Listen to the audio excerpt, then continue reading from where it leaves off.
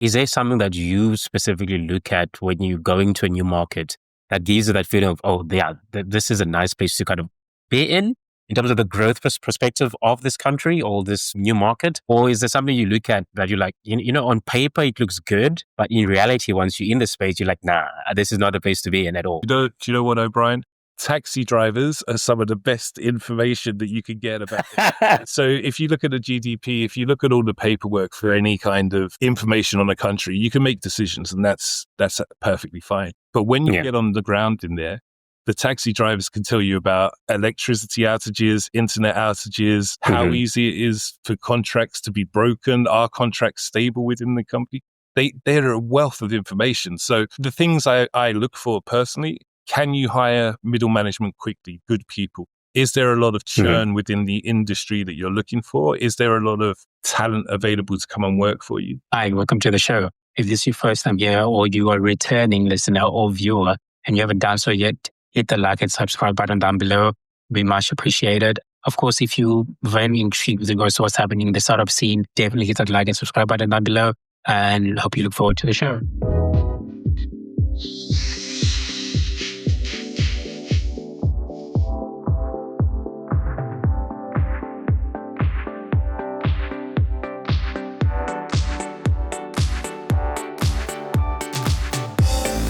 Welcome to another episode of From Garage to Growth. I'm your host, Brian. And on today's episode, we're going to explore scaling globally and what founders need to know with regards to scaling and what pitfalls they need to kind of avoid in terms of scaling. So to help me kind of deal with this conversation, I'm welcomed by Adam. And Adam, so before we kickstart things off, I'd just like to give you the floor. Introduce yourself and let the audience know who you are. Thanks, O'Brien. It's great to be here. I'm Adam O'Connor. I'm the Chief Commercial Officer at Gear Inc. We're a global BPO company in 24 different countries, covering around 75 different languages and more. Yeah. So before we kind of get into the conversation, I just want to take us back to the beginning of your journey, which kind of started in the front lines a decade ago in customer service, working in security. How did dealing with customers directly kind of build your leadership skills to what it is now, where you are dealing with a company globally, dealing with people from different parts of the world? How did that evolve over the years? I'm pretty lucky. I started off in a hotel, so I was dealing with everybody from delivery drivers all the way up to royalty, and learning that everybody is human, everybody has different needs, learning how to communicate with different people, and fixing their problems on a day-to-day basis. Some problems are bigger than others, but to everybody, their problems are the same. And understanding that different cultures, different people have different needs, trying to make sure that everybody's happy, and learning that at an early stage in my career really helped me to bring that into looking after people across the globe and how we do that. Yeah, and you speak about cultures being different and people behaviors being different, but now you deal with companies in different parts of the world. How do you deal with that difference on a global scale? You get to know people, you deal with the individual and understand, you ask questions and listen to the answers. You don't just try and force what you're trying to sell or what you're trying to do, whether that be to a customer, whether it be to an employee. Everybody's an individual. Everybody's invested in different things. Everybody wants the best for themselves. Understanding what buttons and how you can make that possible is really important. And I really try to connect with everybody that I can to understand what their dreams, goals, outcomes they're looking for are, and try to make that a reality. So I want to touch with you guys to your time at CloudStaff. And which was kind of all over the show, actually, because you went through the whole C-suite in terms of being a CEO, CRM.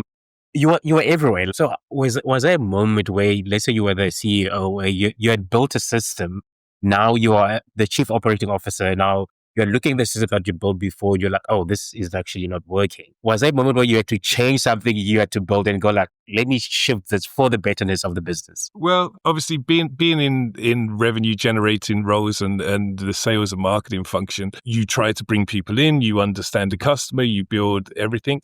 Some customers will have deadlines where you have to have a certain amount of people fill in that role and getting it going, and coming onto the COO platform, the recruitment and the delivery part obviously fell onto me. So there were times where I've signed off on something on the sales side, which to me seems absolutely logical, perfect. And then in the COO suite, actually understand that those systems aren't there. I have to break it all. I have to make it again, turn things around. We had to look at retention of staff and what we were doing to make sure that we were keeping the staff there, implementing some strategies and systems to make sure that staff felt rewarded and kept.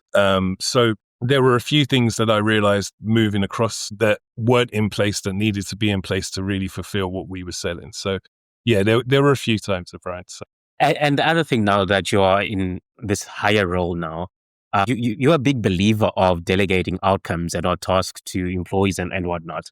How did you kind of teach yourself now as someone who's in the leadership role of delegating those tasks to people? How did you learn to let go of certain things and trust your team with regards to like, okay, my team has got this. I don't need to micromanage everything. It's hard at the beginning when you used to, especially when you're a small company or you're just starting out, you're just building the processes. You do everything yourself, and as you grow and start to let go, your inner self screams, right, I could do this, but you're not going to be able to scale if you do that. So you have to try and allow the people to make the mistakes, focus on the outcomes, work with them. So to give you an example, I had a guy come to work for me who's actually gone on to be very successful, who had never really sold before, but wanted to learn. He was really eager, had the right attitude. So I said to him, okay, this is what we're going to do. I'll do a few calls. You listen in with me, try and replicate what I'm doing. He came from New Jersey, and to my shock and horror, the first call that he'd done, he was using London language like me in an American accent, not sounding very...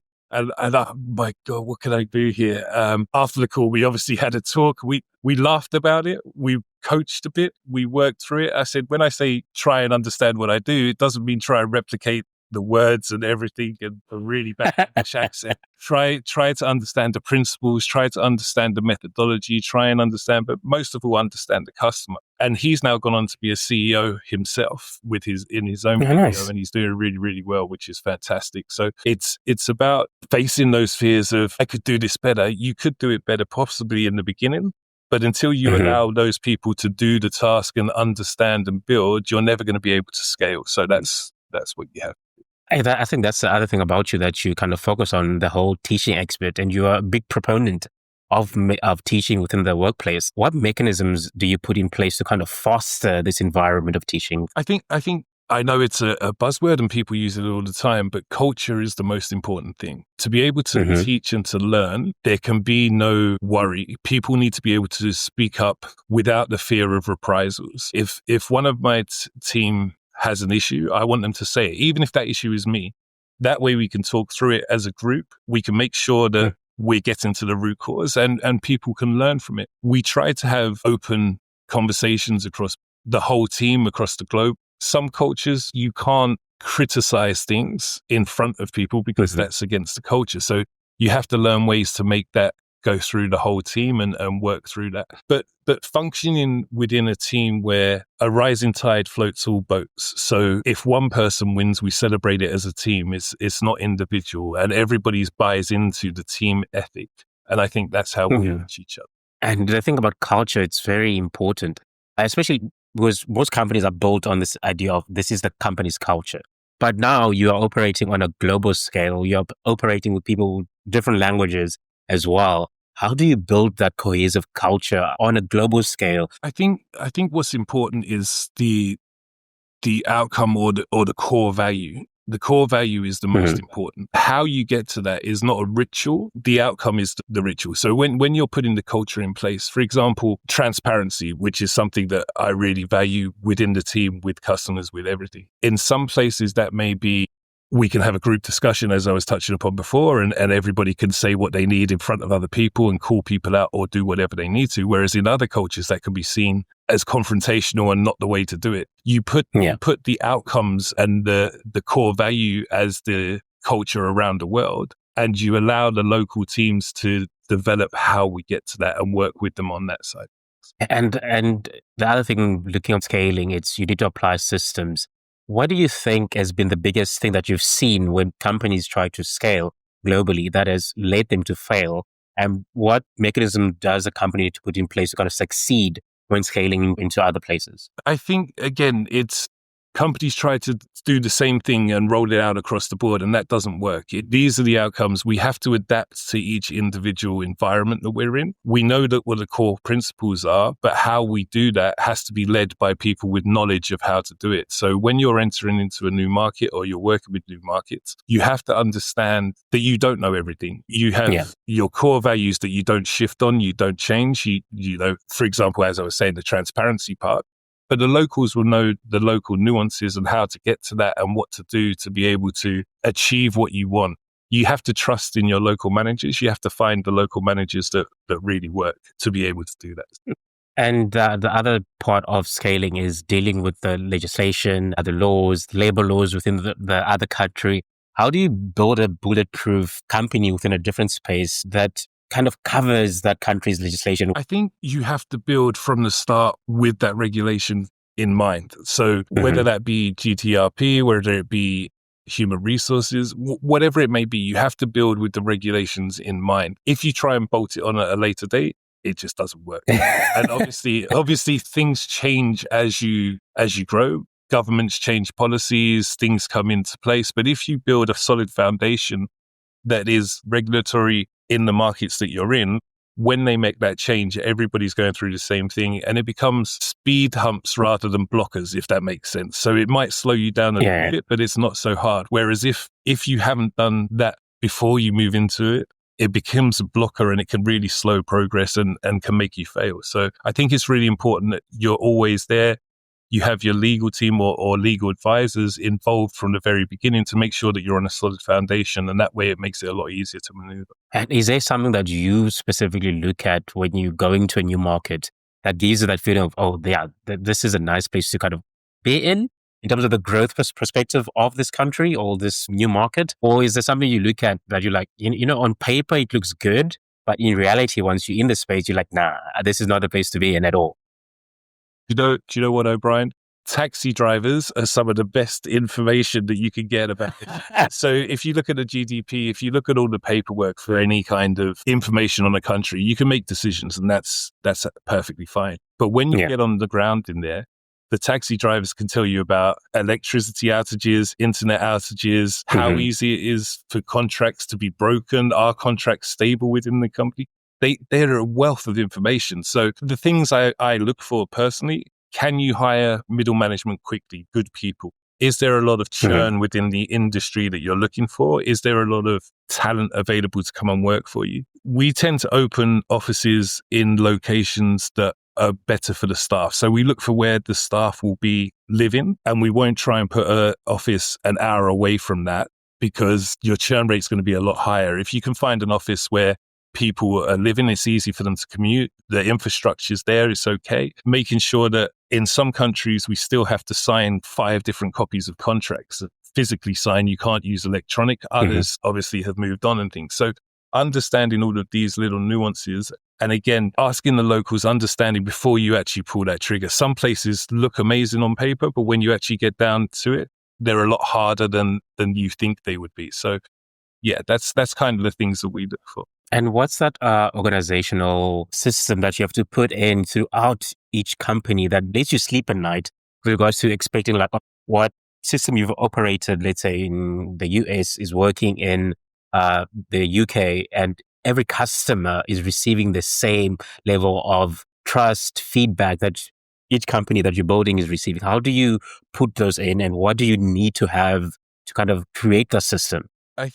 I don't think you can start with systems. I think you have to start with the principles. I think you have to fix the outcomes that you want, work through that, make sure that there's a transparency across, make sure that you're truly working as a global company rather than working as a individual silos. So we constantly train the principles, we make sure that the middle management understand everything and they can rise escalation lines, everything's in place to make sure that everything's going smoothly. If that's not in place, any systems you bring in are just not going to work. So the systems come on top of the fundamentals before you get there. Again, going back to it, you allow individual locations to find the why. You work with them on the outcomes and how they're going to get there.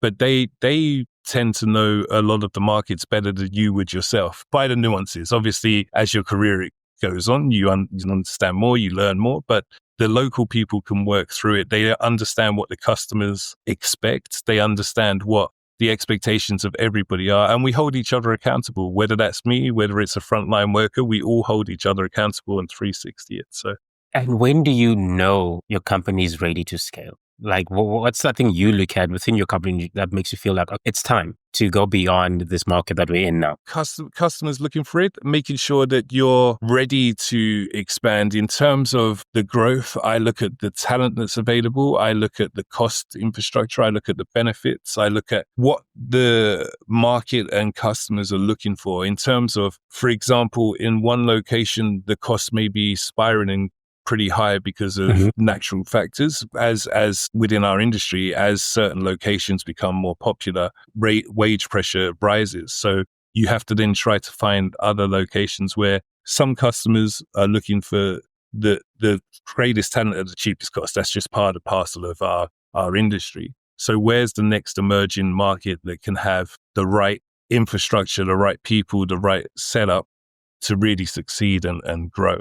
So we look at that through a lens of what languages are available, what infrastructure's there. Are we ready to get a cost benefit from opening this location? Could we put this in another location that we already have? Or is it time to look at another market that isn't as saturated, hasn't been tapped before? And what does that look like? And has there ever been a moment where you've gone into a new market, you've put in all the principles, you've put in all the system, everything looks great, but then things turn sour? What do you do when all of those things start happening? Everybody's made mistakes, Brian. It's there've been some places that are harder to achieve success in than others. On the whole, again, we work with things. We've sometimes acquired companies in different locations to get the expertise on the ground there. We've looked at different things. Sometimes what the initial evaluation is in terms of talent is not actually the case, and it's a lot harder to find things, or the wages are being brought up and things like that. So there's times where there's been challenges. There's times when we work with the operations team and other people to make sure that we're getting the best that we can out of that and work through it. But obviously, I'm like everybody else. Nobody's perfect, and we all make mistakes. So we try to rectify that in the best way we can, and own the mistake and work through it and see what we can achieve from it. And I want to move the conversation a little bit to the idea of AI and your take on it as well, where you've mentioned that AI cannot fix all broken processes. And how do you advise founders or companies to start implementing AI into their workflows? It's something that no one can avoid right now as a company overall. So how do you kind of gradually add that into a company's workflow? So I'm a big proponent of AI. I love AI. I do a lot of AI myself. I build workflows and things like that to make my life easier. But AI is an amplifier, and that's how I really see it. So if your systems are broken, if they're not working, it's going to cause more chaos. It's not going to fix it. If you have a solid base, if you understand what you're trying to achieve, and the AI comes in there and helps, it's going to amplify your success. So looking at the systems, the quick wins, start off small, bringing them in. Don't try and aim for greatness from out of the bat. It won't work. You need to look at the quick wins that you can do. What can AI save an hour of your agent's time doing? What can it do 100% accurately? Make sure that it's right. What can you bring in and empower the people to do more and be better? And that's really what you should be looking at to start with. As you go on and it expands, you can look at, okay, can I bring in workflows to help the sales team prospect? Can I bring in AI to help me identify all of the contracts that are coming up for renewal and prepare the contracts ready for the next thing, and then have a human oversight and look through it all? How can we do all of these things? But making sure that you have the solid foundation before you bring the AI in is critical. Otherwise, you'll fail, you'll blame the AI, but really the fault is with yourself. And it's scary, O'Brien. People are scared. It's the buzzword. Everybody's doing it.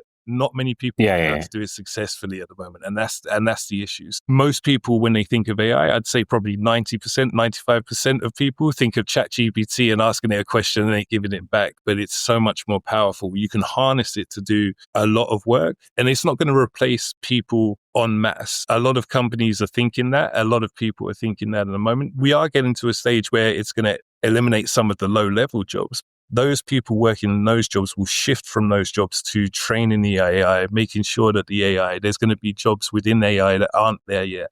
And we're going to create a new generation of people. I think making sure that you are prepared for it with solid procedures, and then have a look at what takes the most time. Have a look at what you can bring into an AI bot, if you can use a chatbot, if you can use an AI agent to do the function. Have a look at those things, bring it in slowly, make sure that one function's working at a time, and then you can add on to that. So how does the healthy human foundation in the company look like? So again, as we touched upon earlier in the podcast, I focus on outcomes. I make sure that people do, but the procedures to get there, the regulatory guardrails that you would use for AI, you use for humans as well. And you have to make sure that it works across. So the outcomes are the most important, but you have to make sure that all of those procedures that the guys are using to make sure that they get to the outcome work within the whole company. You can't make it a procedure or a SOP for just yourself when it might touch upon other departments and it might break things along the way. If you do that, then when you bring in the AI and what you do is not going to work. You document it, you make sure that everybody understands it.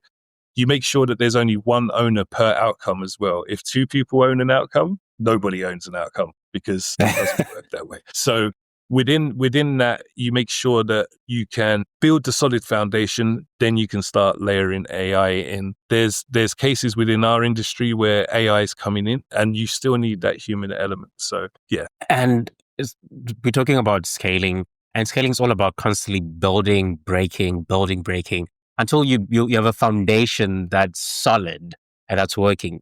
How do you, as a founder or someone that's doing the process, how do you mentally prepare yourself for that journey of building and breaking? Building and breaking is just part of it. And you will, if you're too scared to break something, you're not pushing yourself far enough. So you have to break something, but you have to have three, I think, real key things. It shouldn't impact your customer satisfaction. It shouldn't impact your revenue generation, and it shouldn't impact your team's morale. If it impacts any of those things, you're in trouble. Other than that, systems are there to be optimized, to improve, to break them. When they do break, fix them. If it's only breaking a small part and it's not impacting the three key cores, it's not urgent. You can fix the key things first rather than those smaller things. So your journey, as we stated, it started off as in the front desk and you worked your way up the ladder to the C-suite. So throughout that journey, has there been a moment where you had to sacrifice something, where you look at now, you're like, maybe I could have taken a different route than I had taken now? I've sacrificed a lot, but I guess the most important thing I've sacrificed is time. I moved around the world. I missed birthdays. I missed weddings. I missed my family for a long time. And time doesn't give you back. But would I change it now? Probably not, because I'm reaching and I'm defining and I'm making sure that I give back and defining it on my terms.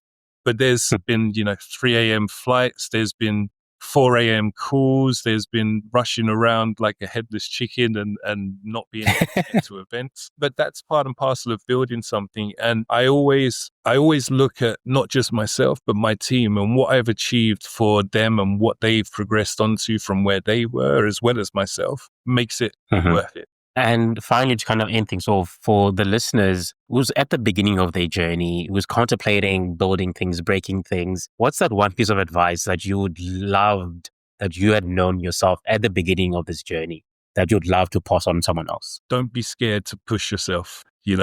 Work beats talent when talent doesn't work hard. And that's something that I've really lived by. I'm a big sports fan, and within business and sport, it's quite a big thing, but it really does matter. Make sure that you're putting your hand up. Take the next step. Make people notice you, because if you're just waiting for people to notice you, they're not going to notice you. You have to metaphorically scream at people, this is what I'm doing, this is what I can do, and push. Don't do that physically. That's not going to work, but step out of your comfort zone, put your hand up, make sure that you're the person who says, yeah, I can do this. If you teach me, I'm happy to go with it. Have the right attitude, because having the right attitude will take you a lot further. Skills you can learn, attitude's a lot harder to teach. That would be my experience. And one more important question. You just mentioned now you're a big sports fan. What team in the Premier League? I'm a Manchester United fan, but I'm there we go. I'm a United fan. Great at the moment. I'm a United fan too, so yeah. Especially last week, I was like, oh, God damn it, man. Like, we played well against Arsenal. I thought things are going to change. Then we went back to the same. Yeah. Okay. Let's see where it goes. But I'm sure there's more heartache for us this season, but also some time. So.